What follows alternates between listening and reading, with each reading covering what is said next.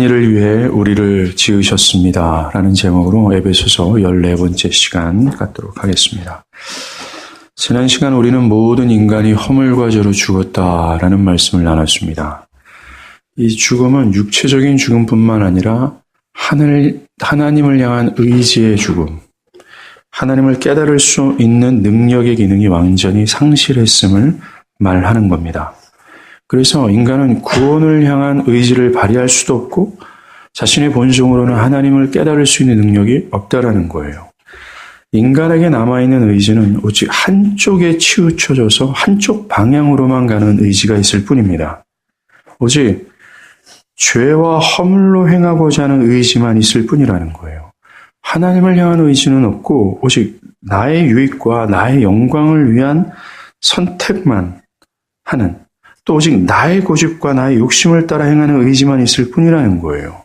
이것이 허물과 죄로 죽은 상태입니다.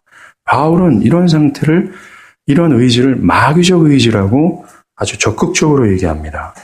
인간에게 어떤 선도 의도 없다라는 것을 주장하는 거예요. 이런 상태에 있는 인간이 어떻게 자신의 죄를 깨달아 하나님을 향할 수 있어요?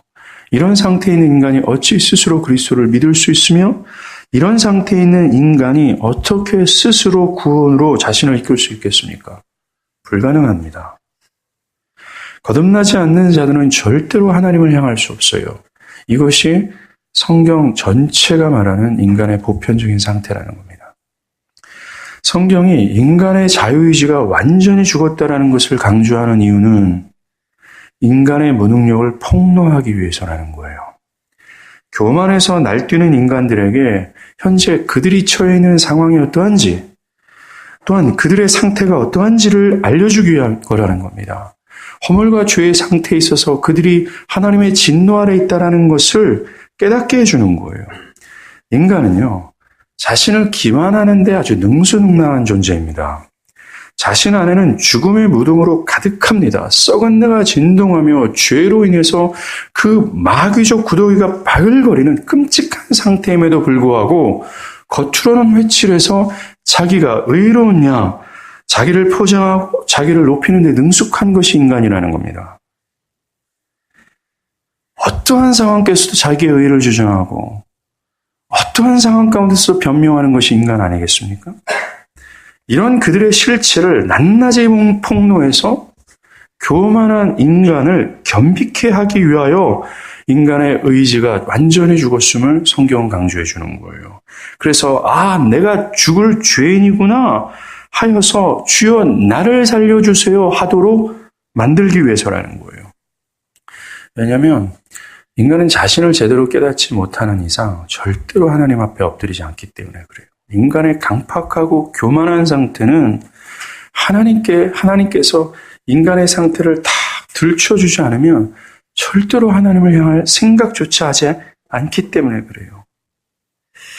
지금 하나님을 향하지 않는 모든 사람들의 이유는 한 가지입니다. 자신의 처지를 모르고 교만하기 때문에 그래요.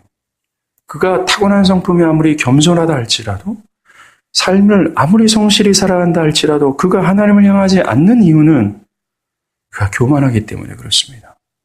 즉 자신의 진정한 모습을 아직 깨닫지 못했기 때문이라는 거예요. 다른 이유가 없습니다. 많은 사람들은 제가 시간이 없어서 그렇습니다, 다른 여러 가지 환경 때문이다라고 얘기하지만 이유는 한 가지입니다. 교만입니다. 두 번째, 성경이 인간에게 자유의지가 없음을 말하는 이유는 이 무능력한 인간이 구원을 받을 수 있는 유일한 길은 하나님의 능력뿐임을 말해주기 위함이라는 거예요. 이것을 증명하고자 바울은 에베소서 1장 18절부터 하나님께서 믿는 자에게 베푸신 그 어마무시한 능력이 어떠한지 아주 장황하게 설명을 하는 거예요. 그 능력으로 그리스도가 죽은 자 가운데서 살아났다. 그 능력으로 그리스도가 하나님 우편에 앉아 계신다. 라는 것을 얘기하면서 그의 능력의 유력을 설명해요. 그리고 에베소서 2장에 들어와서 그 능력, 그리스도를 살리시고 그리스도를 하나님 우편에 앉게 하신 그 어마무시한 능력이 믿는 자들, 즉 허물과 죄로 죽었던 교회에게 역사되었다. 그래서 그들을 살려냈다라는 것을 말하고 싶어하는 겁니다. 그 하나님의 능력의 귀함, 그 하나님의 능력을 돋보이게 하기 위하여 인간의 본래의 상태를 바울은 증명하고자 그렇게 애를 썼던 거예요. 자, 인간의 상태가 이러하기에 하나님 능력 외에는 안 돼! 이걸 말해주고 싶어 한다는 겁니다. 맞아요. 허물과 죄로 죽은 인간이 살아날 수 있는 길은 하나님의 능력 외에는 안 된다는 거예요. 하나님을 향한 의지를 발휘할 수 없는 의지적 죽음의 상태에 있는 인간이 돌이켜 하나님을 향하게 되고 하나님을 깨닫게 되는 길은 하나님의 능력이 유일한 길이라는 거예요. 사랑하는 여러분, 하나님을 향하지 않는 자들을 위해서 우리가 기도할 때 기도할 수 있는 유일한 기도 제목이 뭔지 아십니까? 주의 능력이 그들 안에 역사되기를 위해서 기도해야 되는 거예요. 그들의 환경의 문제도 아닙니다. 그들의 성품의 문제도 아니에요. 그들이 여러 가지 변명을 하는데 그 변명의 이유도 아닙니다. 오직 하나입니다. 하나님의 능력이 그들 안에 발휘되어야 될 문제예요. 하나님께서 그들을 살려내셔야 돼요. 하나님이 죽은 자 가운데서 그들을 일으키시고 그들의 눈을 뜨게 하셔야 됩니다. 그들의 실체를 깨닫게 하셔야 되는 거예요. 그들의 자신이 어떤 상황 가운데 있는지를 하나님이 말씀해 주셔야 되는 거예요. 이렇게 하나님의 방법과 사람의 방법과 노력이 아닌 하나님의 전적인 능력으로 되어지는 것을 by grace, 하나님의 은혜라고 말하는 겁니다. 그래서 오늘 본문에 바울은 5절과 8절에서 너희는 그 은혜로 구원을 받은 것이라 라고 2번 반복합니다. 너희는 그 은혜로 구원을 받은 것이라, 너희는 그 은혜로 구원을 받은 것이라 라고 바울은 그 은혜의 영광을 찬미하면서 은혜로 구원받은 교회가 그 은혜를 찬미하는 것이 마땅하다라는 것을 강조하고 있는 겁니다. 은혜란 4절에서 말하는 것처럼 긍휼이 굉장히 많은 자가, 긍휼이 풍성한 자가 아무것도 하지 않는 자에게 거저 선의를 베푸는 것을 은혜라고 얘기해요. 즉 아무것도 안 한 자, 논팽이 같은 사람한테 거저 베푸는 것, 이것을 은혜, 아무런 대가 없이 거저 주는 것, 은혜라고 얘기하는 거예요. 만약 거저 베푸는 선의가 크면 클수록 그것에 수만되는 긍휼과 사랑은 더 깊고 클 수밖에 없을 거예요. 막대사탕을 거저 주는 거, 거기에는 풍성한 긍휼과 사랑이 필요 없어요. 그냥 주면 되는 겁니다.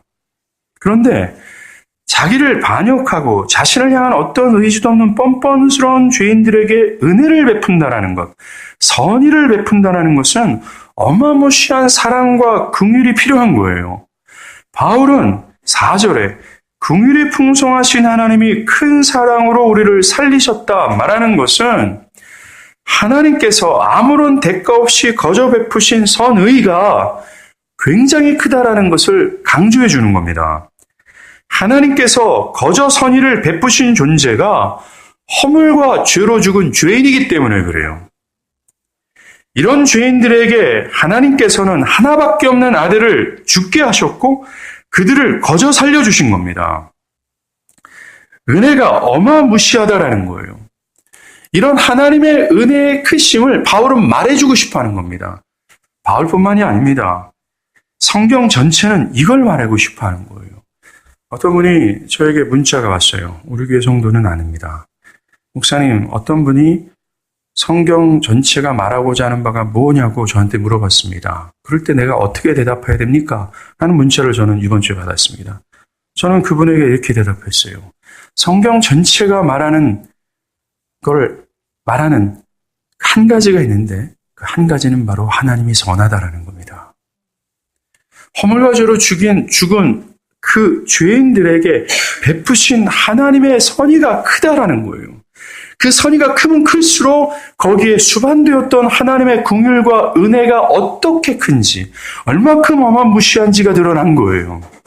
성경 그걸 말해주고 싶어하는 겁니다. 하나님은 선하고 그분의 선하심이 영원하다는 것을 강조하고 싶은 겁니다. 로마서 3장 23절과 24절이에요.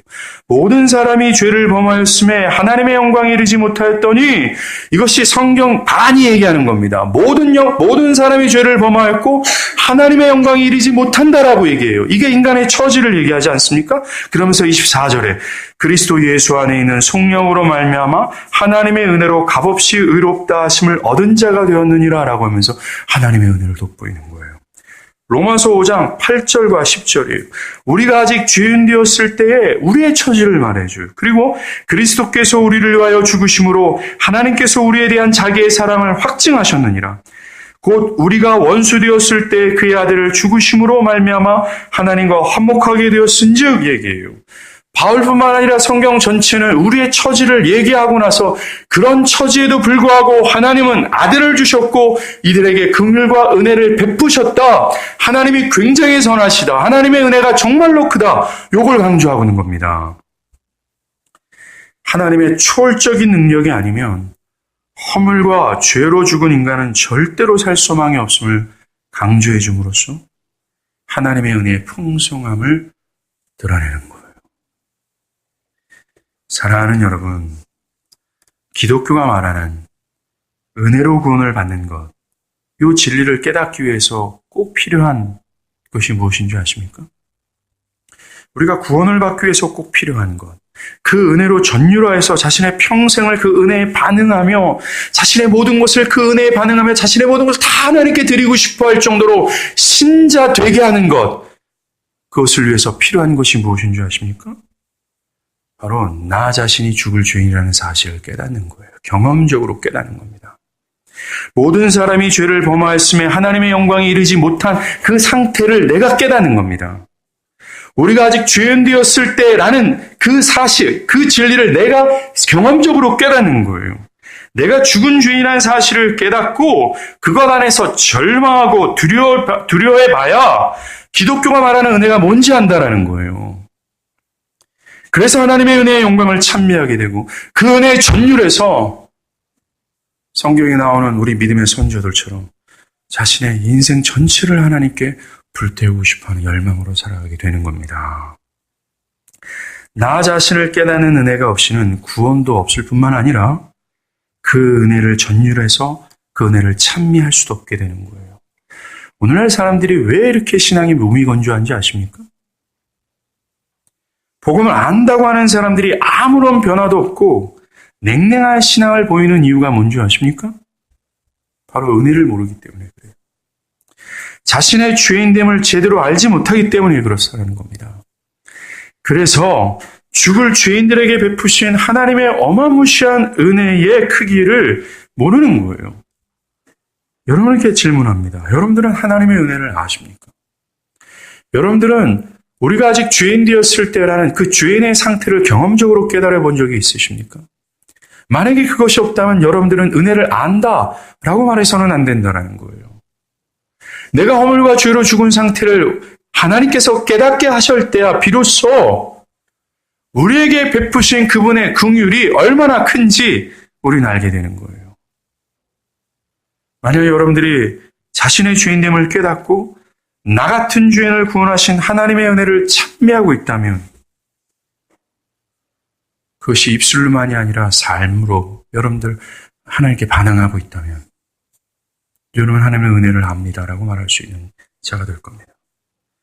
많은 사람들이 그저 막대 사탕을 거저 받은 것처럼 신앙생활해요. 하나님의 은혜를 그저 막대 사탕 수준으로 알고 있다는 겁니다. 자, 바울은 이어서 하나님의 은혜로 나타난 결과를 설명하기 시작합니다. 첫 번째가 오늘 본문 5절이에요. 허물로 죽은 우리를 그리스도와 함께 살리셨다라는 겁니다. 여기에서 살리셨다라는 의미는 이겁니다. 구원을 의미하는 것인데 바로 허물과 죄로 죽은 자에게 영적인 새 생명을 불어넣으셨다라는 거예요. 하나님을 향한 의지를 발휘할 수 없었던 죽은 자에게 하나님을 향해 의지를 발휘할 수 있는 생명을 넣어주셨다라는 겁니다. 이것을 살리셨다라고 얘기해요. 이것이 새로운 영적인 생명이라는 거예요. 본성적으로는 하나님을 알 수 없었던 무능력한 인간이 하나님을 알고 하나님을 감각할 수 있는 능력을 되살려 주셨다라는 의미가 되는 겁니다. 새로운 본성, 새로운 의지, 새로운 감각, 새로운 삶에 대한 방향성으로 되살려냈다. 새롭게 태어나게 했다. 바로 거듭났다라는 말이 되는 겁니다. 바울은 이것을 그리스도와 함께 살리셨다라고 말해요. 즉 그리스도와 연합해서 살리셨다라는 말을 하는 겁니다. 자, 이 의미가 뭔지 한번 볼게요. 로마서 4장 6장 4절에서 6절을 찾아보십시오. 로마서 6장 4절에서 6절입니다.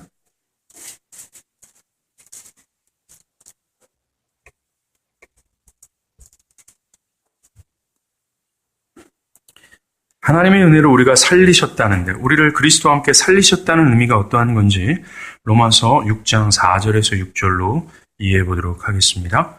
여러분들 눈으로 한번 따라가 보십시오. 그러므로 우리가 그의 죽으심과 합하여 세례를 받음으로 그와 함께 장사되었나니 이것이 표준세 번역으로 이렇게 얘기합니다. 그의 죽으심과 연합함으로써 그와 함께 묻혔나니 라고 얘기해요. 예수가 완전히 죽은 몸뚱이가 되어 죽은 무덤에 완전히 봉인된 것처럼 예전에 있었던 우리의 마귀적 의지가 그리스도와 연합하여 그런 처지가 되었다라는 거예요. 하나님을 향한 의지가 없고 즉 죄와 허물로만 향하고 한쪽으로 치우쳤던 의지가 그리스도와 연합하여 완전히 죽었다라는 얘기를 하는 겁니다. 그 이유는 이라고 계속 설명해요. 이는 아버지의 영광으로 말미암아 그리스도를 죽은 자 가운데서 살리심 같이 우리로 또한 새 생명 가운데 행하게 하려 함이라 라고 얘기합니다. 그리스도와 함께 연합하여 우리의 옛 자를 죽이신 이유는 살려낸 하나님을 향한 의지로 새로운 생명으로 살아가도록 하기 위함이라는 얘기예요. 그렇게 우리 안에 있는 마귀적 의지를 죽였던 이유는 하나님을 향하고 하나님을 따르는 의지도록 살아가도록 그리스도와 함께 살리셨다라고 얘기하는 겁니다. 5절 보겠습니다. 만일 우리가 그의 죽으심과 같은 모양으로 연합한 자가 되었으면 또한 그의 부활과 같은 모양으로 연합한 자가 되리라 라는 거예요. 이 뜻이에요. 그리스도와 함께 묻혀서 우리의 마귀적 의지를 하나님께서 죽으셨다면 또한 그리스도와 함께 같은 부활의 모양으로 살리신 것이 마땅한 것 아니냐 요거 얘기하는 겁니다. 요 말이 뭡니까? 그리스도께서 부활해서 새로운 생명과 새로운 피조물로 되셨던 것처럼 마귀적 의지를 그리스도와 함께 죽었던 그들은 다시 그리스도와 함께 살아 새 생명, 새로운 의지로 새로운 본성으로 살아가도록 하는 것이 마땅한 것 아니냐라는 말씀을 하는 거예요. 6절입니다. 우리가 알거니와 우리의 옛사람이 예수와 함께 십자가에 못 박힌 것은 죄의 몸이 죽어 다시는 우리가 죄에게 종노릇하지 아니하려 함이니라고 얘기해요. 그리스도와 함께 죽고 그리스도와 함께 살아난 것은 다시는 죄의 종, 즉 허물과 죄로의 방향성으로 살아가지 않도록 하셨다라기 위해 위함이다라고 얘기하는 겁니다. 이 말 이해하시겠어요? 이해하시겠습니까? 다시 합니다. 그러면 이것이 하나님의 은혜로 살아난 구원에 대한 설명이에요. 하나님을 믿는 자들을 그리스도와 연합해서 하나님을 향한 의지도 없고 오직 나만을 위한 이 마귀적 의지를 갖고 있는 자, 그들 안에 있는 이 허물과 죄의 상태를 죽여버렸다라는 거예요. 그리스도께서 무덤에 죽은 시체로 봉인된 것처럼 신자는 이 세상 풍조를 따르는, 이 세상 풍조가 지난주에 제가 뭐라고 말씀드렸어요? 다 나만을 위한 선택, 나만을 위한 결정의 방향성으로 걷는다고 말씀드리지 않았습니까? 그런 의지가 완전히 죽은 존재들이라는 거예요. 이들이 바로 그리스도인, 이들이 바로 신자라고 얘기하는 겁니다. 성경에서 신자를 자신의 이기적인 성향에 따라 살아가는 존재라고 말하지 않아요. 자기 중심성을 가지고 살아가는 존재라고 말하지 않습니다. 자기 고집과 자기 가치관과 자기 기질에 따라 살아가는 자를 신자라고 말하지 않는다라는 겁니다. 그런 옛사람은 그리스도와 함께 연합해서 죽었다라고 얘기하는 겁니다.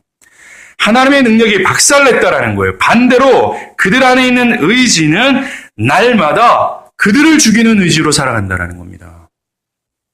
왜 이렇게 이기적이고 왜 이렇게 자기중심성이 역사함에도 불구하고 회개하지도 않고 막연하게 자신이 그리스도인이라고 주장을 하는 것입니까?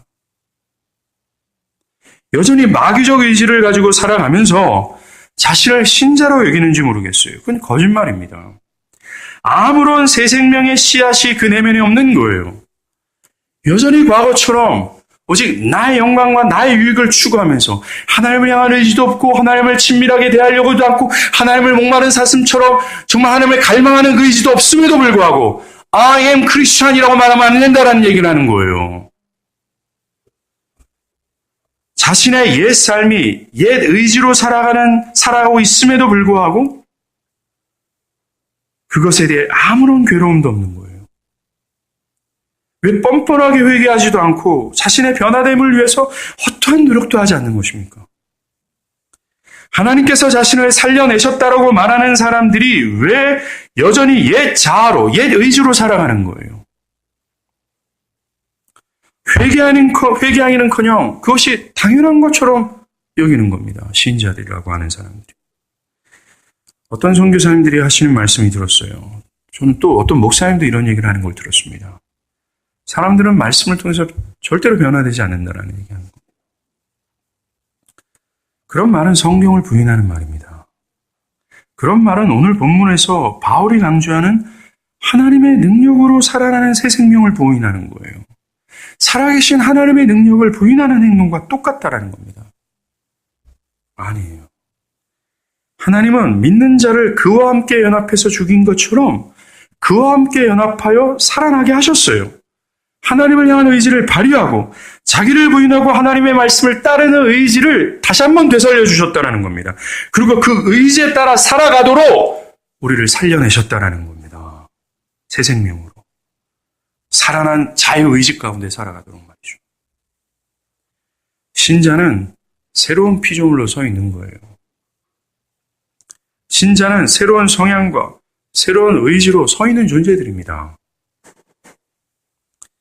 그런데 왜 변화되지 않는다고 말하는 거예요? 그래서 바울은 로마서 6장 11절과 13절 한번 보십시오. 로마서 6장 11절과 13절입니다. 이와 같이 너희도 죄에 대하여는 죽은 자요 그리스도 예수 안에서 하나님께 대하여는 살아있는 자로 여길지어다. 뭐라고 말합니까? 죄의 의지가 죽은 자라는 거예요. 반대로 하나님을 향한 의지가 살아난 자로 신자를 그렇게 여겨라 라고 말하는 겁니다. 그러면서 12절에 너희는 죄가 너희 죽을 몸을 지배하지 못하게 하여 몸의 사욕에 순종하지 말고 라고 얘기해요. 몸의 사욕에 순종하지 말고 이것이 에베소서 2장 3절에서 말하는 허물과 죄로 죽은 속성 아니에요? 자기 육체의 욕심에 따라 육체의 마음에 원하는 대로 하는 자기 개인적인 욕심에 따라 살아가는 것에 순종하지 말고라고 얘기해요. 새 생명으로 살아가는 신자가 되어라 라고 얘기를 하는 겁니다. 13절 또한 너희 지체를 불의의 무기로 죄에게 내주지 말고 오직 너희 자신을 죽은 자 가운데서 다시 살아나신 것 같이 하나님께 드리며 너희 지체를 의의 무기로 하나님께 드리라 라고 얘기해요. 바울은 신자들에게 얘기하는 겁니다. 야, 너희들의 옛자는 죽었어. 허물과 죄로 살아가는 그 방향성 있잖아. 그걸 그리스도와 연합시켜서 하나님의 능력으로 그것을 산산히 부서뜨렸어. 그건 없는 거야. 하나님이 새롭게 살리신 새 생명으로 살아가 라고 권면하는 거예요. 그게 뭐예요? 자기의 사역에 순종하지 않고 라는 겁니다. 그 허물과 죄로 살아가는 그 성향으로 살아가지 않고 새 생명으로 살리신 이게 뭐였어요? 하나님을 향한 의지, 자기를 부인하고 자기를 처복종하고 하나님의 말씀을 따라가고 싶어하는 그 의지로 살아가라 라고 말하는 겁니다. 이게 변화된 신자예요. 주의할 것이 있습니다. 옛 자아가 죽고 새 생명으로 살아간다고 해서 신자가 완벽한 삶을 살아간다는 말은 아닙니다. 죄를 짓지 않고 완벽하게 하나님의 말씀을 따라간다는 말이 아니에요. 신자는 하나님을 향하지만 새 생명으로 살아가길 바라요. 새로운 의지로 살아가기를 바라긴 하지만 이 육신의 약함 때문에 때론 죄에 넘어집니다. 때론 죄와 허물의 상태로 선택하고 그 방향으로 살아가기도 한다는 겁니다. 그렇기 때문에 바울은 신자들을 향해서 죄가 죽을 몸을 지배하지 못하도록 하라 명령하는 겁니다. 주의를 주는 거예요. 너희가 그렇게 할 가능성도 있기 때문에, 넘어질 가능성이 있기 때문에 주의를 주는 겁니다. 이런 말을 하면 이 허물과 죄로 죽은 사람들 있잖아요. 그런 사람들은 그렇지, 넘어지지. 그래, 그러니까 내가 지금 넘어져 있잖아. 그러니까 나는 괜찮은 사람이야. 라고 하면서 안심한다는 거예요. 근데 신자는 아닙니다. 안도하는 것이 아니라 이 말씀에 주의를 기울이는 거예요. 그렇지. 깨어있으라 그러지. 내가 허물과 죄로 죽은 상태로 살아가면 안 되는 인간이지. 하나님이 그런 은혜를 주셨지. 그리고 나에게 새로운 생명을 허락하셨지. 새로운 의지로, 그 의지로 내가 살아가야지. 라고 하며 자기 자신의 주의를 기울인다는 거예요. 신자들도 약함으로 죄에 넘어집니다. 그러나 신자는 자신의 넘어진 상태를 그래도 관망하지 않아요. 회개하고 다시 하나님께서 살려내신 의지로 불타는 마음으로 다시 한번 하나님을 향하게 합니다.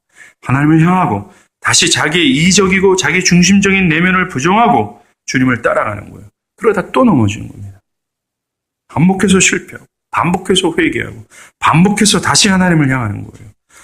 이렇게 계속 반복하고 반복하는 것을 통해서 그는 그 사람이 알지 못하는 사람에서 그는 점진적으로 거룩해집니다. 그들의 인격이 변화되는 거예요.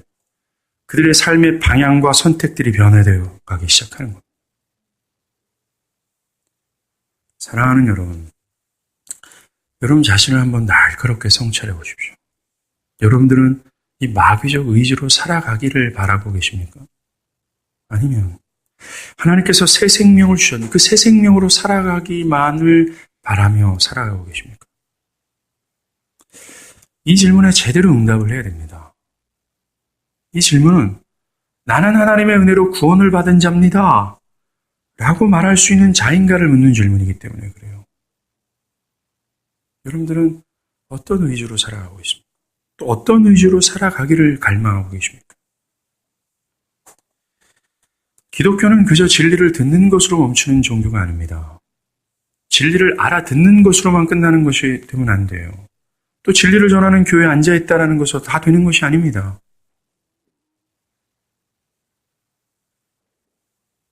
그 진리가 나를 그리스도와 연합하여 죽게 하고 새 생명으로 살아가도록 해야 된다는 거예요. 즉 진짜 변화가 필요한 거예요. 그것이 하나님의 능력으로 살아난 구원이기 때문에 그렇습니다. 그건 그저 교회를 출석하는 것으로 끝나는 게 아니에요. 구원은 그저 진리를 기뻐하는 것으로 끝나는 것이 아닙니다. 구원은 그저 내가 어느 교회에 소속이 되고 등록교인으로 살아가는 것을 말하는 것이 아니에요. 구원은 허물과 죄로 죽었던 우리를 하나님께서 살려내신 그 새 생명의 흔적과 새 생명에 새 생명을 따라 살아가는 그 삶이, 변화된 삶이 있는 것입니다.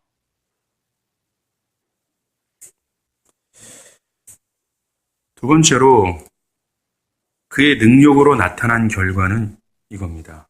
이것 또한 구원이에요. 6절입니다. 또 함께 일으키사 그리스도 예수 안에서 함께 하늘에 앉히시니 라는 거예요. 여러분들 이 6절의 이 말씀과 에베소서 1장 20절에서 그리스도 안에 나타난 하나님의 능력이 있잖아요. 이거 그대로 오버랩됩니다. 에베소 1장 20절을 한번 보세요. 제가 보시랄 때 보는 겁니다. 1장 20절에 그의 능력이 그리스도 안에서 역사하사 죽은 자들 가운데서 다시 살리시고 하늘에서 자기 오른편에 앉히사. 자, 저를 한번 잠깐 보시겠습니까? 제가 어디 성경 찾기 한 다음에 성경을 읽으면서 설명하잖아요. 이때 여러분들 잘 안 봅니다, 제가. 근데 혹시나 여러분들 중에 성경 안 쳐다보고 그냥 귀로만 들으라고 제가 그렇게 말씀드리는 게 아니에요. 이걸 봐야 이해되기 때문에 보라는 겁니다. 아시겠습니까? 다 찾으시죠? 못 믿으니까. 그렇게 얘기하는 겁니다.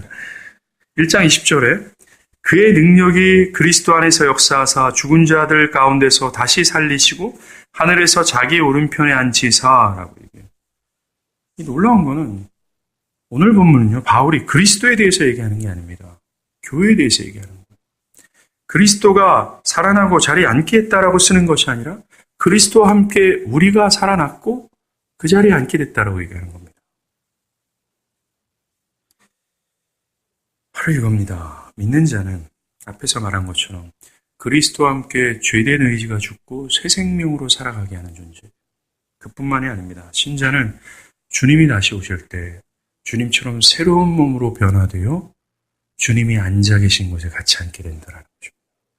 영원한 천국에 들어가 주님이 누리는 모든 영광을 함께 누린다는 뜻이에요. 우리가 아까 87장 찬송을 부르지 않았습니까? 그 찬송가 가사 중에 마지막 가사가 뭐예요? 3절 가사가 뭡니까?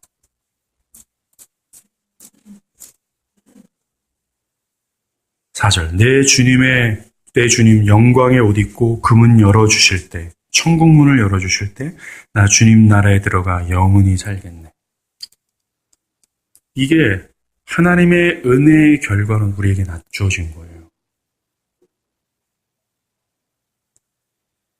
하나님의 은혜로 마귀의 자녀에서 그리스도와 함께 영광에 참여하는 자가 되는 것입니다. 하나님의 은혜로 진노의 자녀에서 하늘의 보좌에 앉는 것으로 승격이 되는 거예요. 이 놀라운 변화가 다 하나님의 은혜로 된 거다. 인간의 노력과 인간의 방법이 아니라 전적인 하나님의 능력으로 되어진 것이다 라는 것입니다. 그래서 오늘 본문 8절과 9절에서 바울은 이런 얘기를 해요. 너희는 그 은혜에 의하여 믿음으로 말미암아 구원을 받았으니 이것은 너희에게서 난 것이 아니요 하나님의 선물이라. 행위에서 난 것이 아니니 이는 누구든지 자랑하지 못하게 함이라. 라고. 당연한 말입니다. 하나님을 향해서 의지도 발휘할 수 없었던 존재였기 때문에 그래요. 그래서 스스로 믿을 수도 없었고 하나님께 갈 수도 없었습니다. 그러나 하나님의 은혜로 내 안에 있는 교만이 산산이 부서지고 내가 죄인됨을 깨닫게 되는 거예요. 그래서 나에게는 어떠한 능력도 의지도 없기에 하나님의 은혜로만 된다라는 사실을 깨닫고 구원자 예수를 강력하게 호소하는 거예요. 이것이 믿음이라고 얘기하는 겁니다. 자, 한 사람이 있습니다. 그리스도를 강렬하게 호소하며 그 그리스도를 부여잡고자 해요. 이게 믿음이에요. 이 사람이 이렇게 되기까지 뭐가 됐어요? 하나님의 은혜가 역사한 겁니다. 하나님의 능력이 그 안에 역사했다라는 거예요. 그 안에 원래 실체를 깨닫고 자기가 하나님의 진노 아래 있다라는 사실을 깨닫게 하셔서 절망하고 두려워함으로 하나님 내 힘으로는 하나님께 갈 수 없음을 주님 고백합니다. 내가 어찌해야 됩니까? 라고 하며 그리스도를 바라보게 된 거예요. 즉 믿게 된 겁니다. 그래서 믿음이 하나님의 은혜로 주어진 선물이다 라고 말하는 겁니다. 그래서 구원은 우리의 행위가 아니라 은혜로 받은 것이다 라고 말하는 거예요. 로마서 3장 24절도 하나님의 은혜로 값없이 의롭다 하심을 얻은 자가 되었다라고 말하지 않습니까? 아무런 값도 지불하지 않았다라고 얘기해요. 마틴 루터는 구원을 받는 데 있어서 인간의 행위가 조금이지만 영향을 준다고 하는 사람들에게 이렇게 말합니다. 하나님의 은혜로 구원을 받는 거긴 하지만 인간이 그래도 어느 정도는 수고해야 되는 것 아닙니까? 라고 하는 사람들에게 어떤 사람들은 사람이 구원을 받는 데 있어서 어떤 것을 할 수 있어야 하며 만일 그렇지 못한 경우에는 구원을 받을 자격이 없는 것이라고 말합니다. 16세기에 이런 사람들이 있었던 거예요. 그런데 여러분들 성경에서도 이런 사람들이 있지 않았습니까? 어디 있었습니까? 갈라디아서에 있었어요. 바울은 오직 은혜로 오직 믿음으로 말미암아 구원을 얻는 것이다 라고 얘기했지만 거짓 선생들은 뭐라고 그랬겠어요? 아니다. 믿음 외에도 모세의 율법을 지켜야 되며 할례를 받아야 된다. 그래야 구원이다 라고 가르쳤습니다. 그럴 때 바울은 그들에게 뭐라고 얘기했습니까? 내가 전한 복음 외에 다른 것을 전하는 자는 저주를 받을 것이다 라고 얘기합니다. 그러나 바울은 우리가 값없이 의롭다 하심을 얻은 자라고 말함으로써 모든 공로를 하나님께 돌리고 있어요. 인간은 절대 안 된다.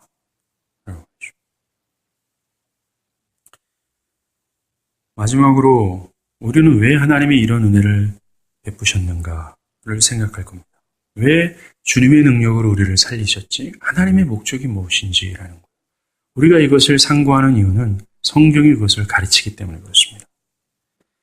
첫 번째, 하나님께서 크신 은혜로 우리를 구원하신 목적은 죄인들에게 하나님의 은혜의 크심을 전하기 위해서예요. 7절입니다. 7절 중간이에요.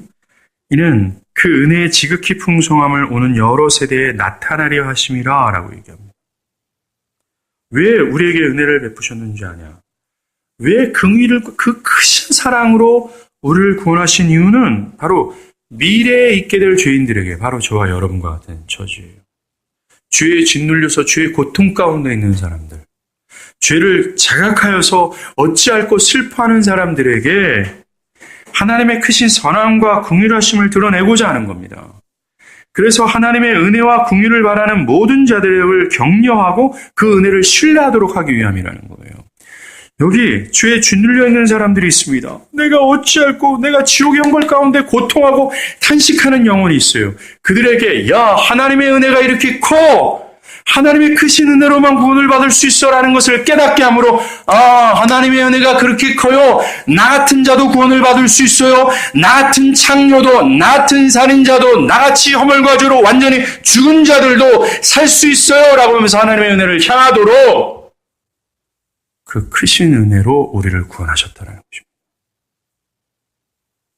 사랑하는 여러분, 이게 복음이에요. 하나님의 크신 긍휼과 은혜로 그 누구도 살 수 있다라는 복음이 우리 앞에 있는 겁니다. 긍휼이 풍성하시고 죄인들에게 큰 은혜를 베푸시는 하나님께 나아가도록 복음은 외치고 있어요. 너의 행위를 다 내려놓고 하나님의 긍휼을 구하라고 복음은 우리에게 얘기하는 겁니다. 지금도 하나님의 선하시고 또 긍휼이 풍성하신 은혜는 역사하고 있어요. 그 앞에 나오는 자들을 외면하지 않습니다. 하나님께 가십시오. 어떤 상태도 상관없습니다. 성경 그걸 말합니다. 두 번째, 우리에게 그 크신 은혜를 부으신 목적은 선한 일을 하기 위함이라는 거예요. 오늘 보면 10절입니다. 우리는 그가 만드신 바라. 우리는 지금까지 이 얘기를 한 겁니다. 우리가 신자 되기 위해서 한 것은 다 하나님께서 하신 거예요. 그리스도 예수 안에서 선한 일을 위하여 지으심을 받은 자니. 한 가지 깨달을 게 있는데요. 바울은 한 개인을 바라보면서 지금 말하고 있는 게 아닙니다.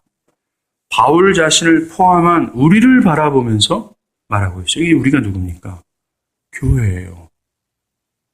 영광스러운 교회입니다. 그러하게 하나님께서 교회에게 은혜를 베푸신 목적은 선한 일을 하기 위함이다라고 얘기해요. 우리는 나 개인의 회심이나 구원에만 함몰될 존재들이 아니라는 겁니다. 매우 이기적으로 신앙하는 존재가 아니라는 거예요. 나 개인의 신앙만이 아니라 복음의 확장과 같은 주님의 일을 도모하기 위하여 우리를 구원하셨다라는 겁니다. 불신자들에게 복음을 전하는 거예요. 복음을 우리만의 것으로 소유해서는 안 된다라는 겁니다. 복음을 우리만의 것으로 소유하는 것, 이게 범죄행위라는 걸 아십니까? 여러분, 미필적 고의라는 말을 요즘 매스컴에서 많이 들어보셨을 거예요. 나는 죄를 짓지 않았지만 죄를 짓는 것을 방관하거나 죽어가는 사람들을 그저 방관하는 것 또한 범죄행위라는 겁니다. 우리가 복음을 전하지 않는 것을 통해서 불신자들이 죽음의 형벌로 달려가는 것, 그것을 방관하는 것도 미필적 고의, 범죄행위라고 얘기할 수 있어요. 그 외에도 선한 일은 많아요. 교회를 세우고 가난한 자를 돕고 성실하게 자신의 맡은 임무를 수행하는 겁니다. 그러나 이 본문에서 말하고자 하는 선한 일은 따로 있습니다. 10절을 한번 보세요. 이 일은 하나님이 전에 예비하사 우리로 그 가운데서 행하게 하려 하심이라 처럼 선한 일 가운데서 행하게 하려 함이란 말입니다. 이 선한 일은 그저 착한 일만을 의미하는 것이 아니에요. 이것을 정확하게 알려면 이 문장과 비슷한 구조가 있는 에베소 2장 2절의 말씀을 봐야 됩니다. 에베소 2장 2절 그때 너희는 그 가운데서 행하여 이 세상 풍조를 따르고 에서 그 가운데서 행하여가 헬라어로 페리파테오 그것을 따른다라는 겁니다. 허물과 죄로 죽었던 그들은 허물과 죄로 죽은 상태 가운데서 따랐다라고 얘기해요. 가운데서 행한다라고 얘기해요. 그런데 오늘 본문도 똑같은 페리파테오를 사용해요. 뭡니까? 10절에 전에 비사 우리로 그 가운데서 행하게 하려 하십니다. 페리파테오 즉 우리의 마귀적 의지를 죽이시고 새로운 생명으로 살게 하셨잖아요. 새로운 의지와 성령 가운데 살게 하셨지 않습니까? 선한 일이란 이렇게 하나님께서 살려낸 새 생명 가운데서 페리파테오 하기 위하여 라는 겁니다. 그게 바로 선한 일이라는 거예요. 즉 사랑하는 여러분, 여전히 내면 가운데 마귀적 의지가 있어요. 나의 유익과 나의 영광과 나를 드러내고자 하는 이 마귀적 속성이 내 안에 역사하고 있습니다. 그런데 겉으로는 선한 일을 할 수 있다니까요. 얼마나 그리스도 밖에 있는 사람들이 자신의 전 재산을 털어서 기부하는 사람들이 얼마나 많습니까? 가난한 자를 돕고 또한 그 약한 자 편에서 일하는 사람들이 얼마나 많아요. 그거를 선한 일이라고 성경은 말하는 것이 아니라 선한 일이란 나는 없어지고 하나님께서 살리신 새 생명 가운데 살아가는 것, 그것이 선한 일이라고 말하는 거예요. 하나님 그런 선한 일을 하게 하기 위하여 우리에게 은혜를 주셨다라고 얘기하는 겁니다. 자기를 부정하고 십자가를 지고 따라가도록 우리에게 은혜를 주셨다라는 거예요. 그 어떠한 착한 일을 할 때라도 자기를 드러내는 것이 아니라 자기를 부정하며 하도록 하나님 우리에게 은혜를 주셨다라는 거예요. 이게 선한 일이라는 겁니다. 이제는 자기 뜻과 내 마음대로 살아가는 존재가 아니에요. 내 고집과 내 기질에 따라 살아가는 존재가 신자가 아니라는 겁니다. 그런 사람들에게 하나의 은혜를 주시지 않았어요. 은혜를 주신 목적은 새 생명에 따라 하나님의 영광을 향한 방향성과 선택을 하며 살아가도록 한 겁니다. 여러분들이 이제 앞으로 살아가는 데서 수많은 선택과 결정을 해야 돼요. 신자는 마귀적 의지를 가지고 나의 유익과 나의 영광을 바라보면서 선택과 결정을 하는 게 아닙니다. 신자는 선택과 결정할 때 나는 없고 뭐가 중심이 되는 거예요? 하나님의 영광이라는, 하나님의 말씀이라는 거예요. 내일 시험 보는 지체들이 여기 있어요. 근데 여러분들이 내일 시험 보는데 교회를 갈까 말까 이렇게 생각하면 좀 곤란합니다. 이런 지경까지 오면 곤란한 겁니다. 그런 상황 앞에서 내가 어떤 것을 선택하고 결정해야 되는지를 분명히 해야 되는 거예요. 결혼을 앞두고 있는 사람들도 마찬가지입니다. 내가 어떤 형제와 자매를 선택할 때도 나의 유익과 나의 영광을 바라보며 그것을 선택하고 결정하는 것이 아니라 사람을 하나님의 영광과 말씀에 의해서 선택하고 결정하는 거예요. 자녀를 양육할 때도 마찬가지입니다. 내가 어떤 사업을 시작할 때도 마찬가지겠죠. 나의 영광과 유익을 바라본다면 저는 기도할 겁니다. 주여 망하게 해주시옵소서라고요. 목에 핏대 서가지고 주여 망하게 해주시옵소서라고 기도할 겁니다. 기쁨으로. 그러나 신자는 그게 아니에요. 나의 영광과 유익이 아니라 미래에 얻게 될 그 하나님의 영광을 바라보고 또 이 땅에서 내가 구현할 그 하나님의 영광을 바라보며 선택하고 결정하는 겁니다. 또한 더 이상 나의 고집과 기질로 어떤 것을 선택하고 결정하는 게 아니에요. 사랑하는 여러분, 저를 포함한 우리 내면 안에 역사하는 이 고집과 기질이 얼마나 더럽습니까? 이거에 따라 내가 말하고 이거에 따라 뭔가를 선택하고 이거에 따라 사람을 대하는 것이 아니라는 거예요. 그건 없어요, 이제. 바울이 로마서에서 우리에게 가르쳐 주지 않았습니까? 그 불의의 무기로 내가 쓰임받지 않도록 주의하라고 얘기하는 거예요. 그 더러운 기질과 고집에 따라 살아가는 것을 그만 멈추고 뭐예요? 하나님이 살려내신 의지 있잖아요. 하나님의 영광을 구현하고 싶어하는 그 의지 있지 않습니까? 그거에 따라 살아가라고. 그거에 따라 말하고 그거에 따라 사람을 대하라고 얘기하는 겁니다. 그렇게 선한 일을 하도록 우리에게 무궁하신 은혜를 주셨다라고 얘기하는 거예요. 그렇게 사셔야 된다는 겁니다. 말씀을 정리할게요. 사랑하는 여러분, 구원은 옛 자, 옛 성향 그대로 유지하며 사는 것을 말하는 것이 아닙니다. 구원은 그게 없어진 것을 뜻하는 거예요. 신자는 자기의 마음에 원하는 대로 개인의 욕심에 순종하며 살아가는 존재가 아니라는 겁니다. 구원은 하나님의 크신 능력이 한 영혼에 임하여 그리스도와 함께 이것을 죽고 새로운 생명으로 그리스도와 함께 다시 부활케 하는 것. 이게 구원의 모형이고 이것이 신자라는 것입니다. 오늘 주님은 우리에게 이것을 상기시켜 주면서 너에게 왜 그런 은혜를 베풀었는지, 너희가 왜 그런 크신 은혜 가운데 구원을 받았는지를 명심하고 그렇게 살라고 말합니다. 기도하겠습니다.